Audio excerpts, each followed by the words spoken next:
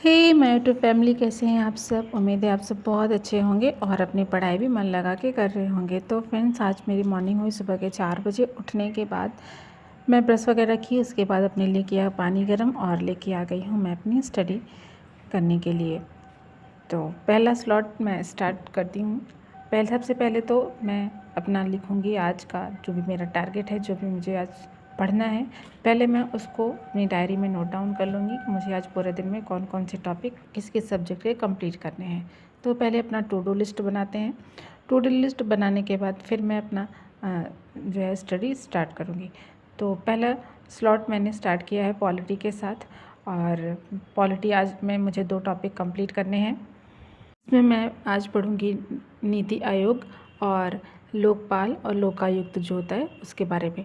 तो इनके मुझे पूरा डिटेल पढ़ना है, जिसको मैं करूँगी लक्ष्मीकांत से, और उसके साथ में मुझे करनी है इनकी क्वेश्चन की प्रैक्टिस। तो वो मैं करूँगी घटना चक्र से। तो इस तरह से मेरी जो है वो स्टडी की प्लानिंग रहती है कि जिस भी टॉपिक को कंप्लीट करूँ और जिस भी टॉपिक को जिस दिन पढ़ूँ उसके क्वेश्चंस को उसी दिन लगा के उनके क्वेश्चंस को भी समझ लूँ कि क्वेश्चन का नेचर कैसा है और कैसे कैसे क्वेश्चन उनसे आ रहे हैं। तो फ़िलहाल यहाँ पे मैंने अपनी स्टडी जो है वो स्टार्ट कर दी है।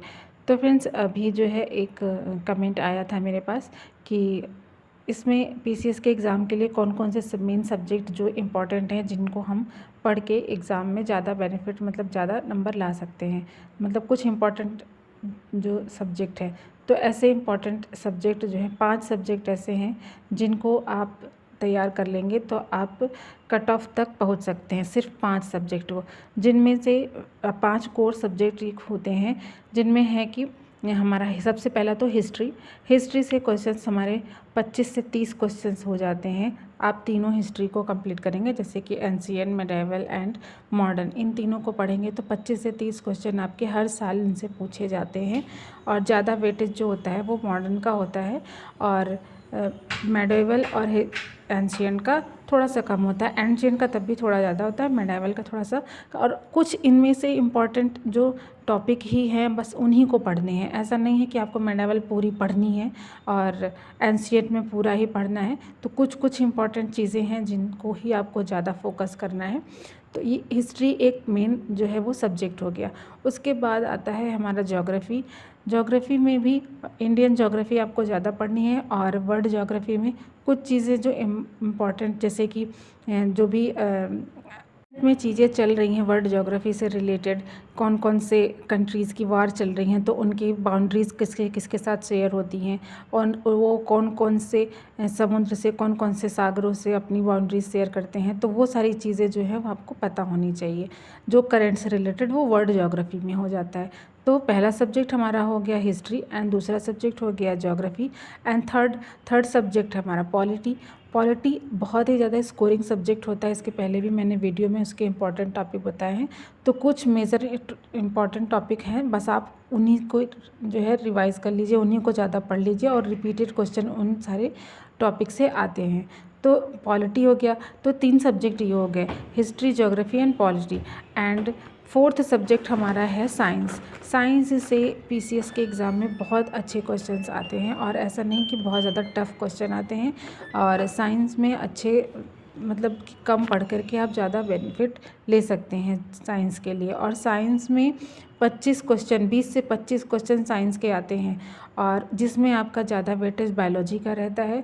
और बायोलॉजी में भी कुछ कुछ टॉपिक हैं, जैसे कि विटामिन्स हो गया, और जितने भी जो डिजीज़ेज़ होती हैं उनसे रिलेटेड हो गया। तो ये सारी चीज़ें आप साइंस में पढ़ लीजिए। तो साइंस हो गया 4 सब्जेक्ट, यानी कि हमारे 4 सब्जेक्ट हो गए कि कौन कौन से।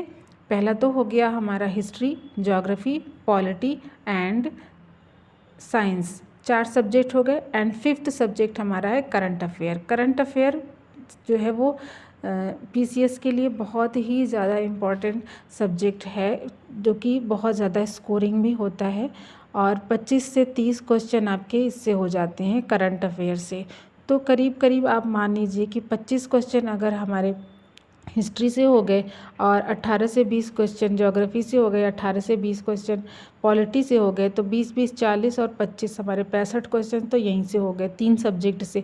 उसके बाद फिर अगर हम 20-20 क्वेश्चन ले लेते हैं कि अगर करंट अफेयर और साइंस का मिला करके, तो 100 क्वेश्चन तो यहीं से हो गए।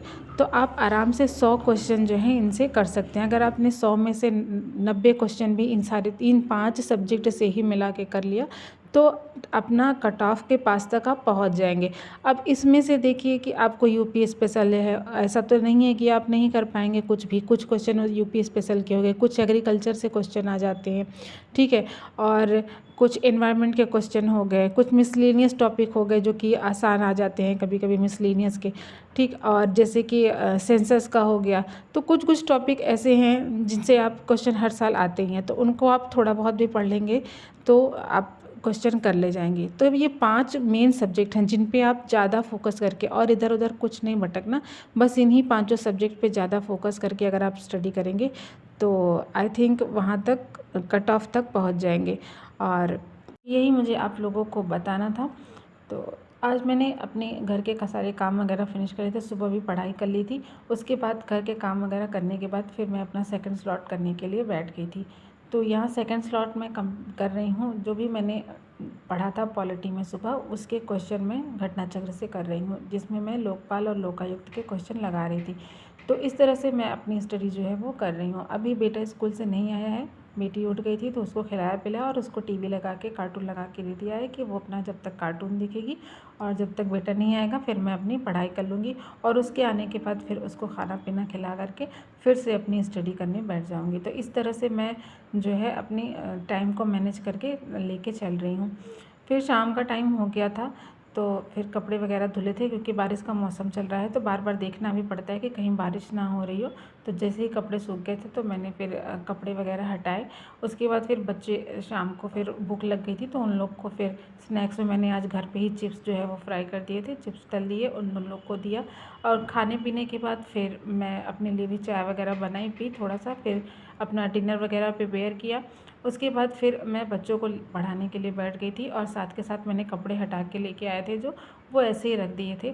फिर मैं उसको फ़ोल्ड करूँगी, और साथ में बच्चों को भी दे दिया था वर्क, वो भी कर रहे थे अपना, और बेटे को कुछ लर्न करने के लिए मैंने दिया था टेबल, तो मैं उसको टेबल लर्न कर रहा था तो मैंने उसको सुना और साथ के साथ अपने काम को भी फिनिश किया।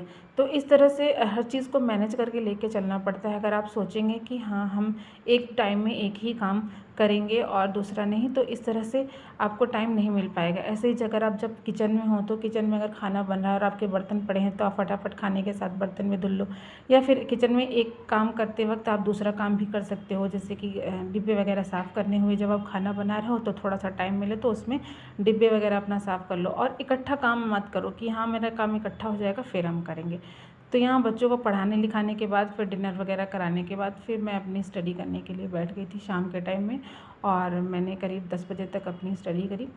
फिर उसके बाद फिर मैं अपना यहाँ पे मैं करूँगी अपना जो है एनवायरनमेंट में मैं कर रही थी इकोलॉजी एंड इकोलॉजी सिस्टम, इसको मैंने कंप्लीट किया।